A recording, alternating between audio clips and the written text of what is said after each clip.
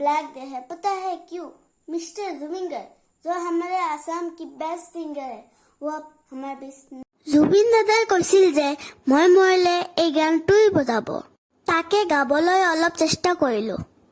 মায়াবিনী ৰাতি বুকুত দেখা পালো, তোমাৰ ছবি ধৰা দিলা, গোপনে আহিল হিয়াৰ কণত, তুমি যে মোৰ শুকান মনত, নিয়ৰেৰে চেঁচা টোপাল নামি অহাৰ ৰ'দেৰে নৈ, মোৰ দেহত পতিৰ পুৱা ধুমুহাতে মোৰ বহু যুগেৰে নাচোন।